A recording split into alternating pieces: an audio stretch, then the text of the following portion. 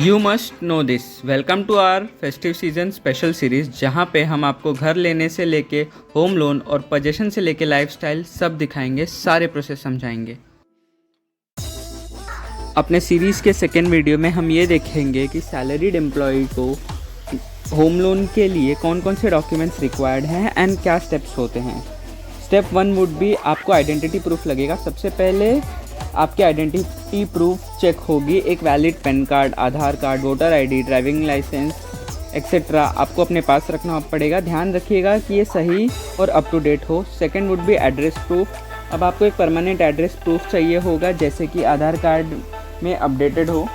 लेकिन अगर आप रेंट पे रहते हैं तो आपको करंट रेंट एग्रीमेंट कॉपी और कोई भी यूटिलिटी बिल जैसे इलेक्ट्रिक और वाटर बिल आपको सबमिट करना होगा। Third would be income proof. किसी भी लोन की जान होती है आपकी इनकम प्रूफ। बैंक को आपकी एलिजिबिलिटी चेक करने के लिए एटलीस्ट आपके 3 महीने की सैलरी स्लिप लगेगी। Fourth would be employment proof. अगर आपको अपनी फर्म से कोई सैलरी स्लिप नहीं मिलती लेकिन आपकी सैलरी आपके बैंक अकाउंट में ट्रांसफ़र होती है या आपको अपनी टोटल सैलरी कैश में मिलती है, तो कंपनी के लेटर हेड पे एक सैलरी सर्टिफिकेट चाहिए होगा, जिसमें करंट सैलरी, आपका role, job duration, company seal stamp and boss के सिग्नेचर्स हों। Fifth would be bank statement. अब बात करते हैं बैंक स्टेटमेंट की। आपको अपनी सैलरी और अपने पैसे कैसे मूव और मैनेज करते हैं, ये कंफर्म करने के लिए आपको कम से कम 6 महीने का बैंक स्टेटमेंट सबमिट करना होगा।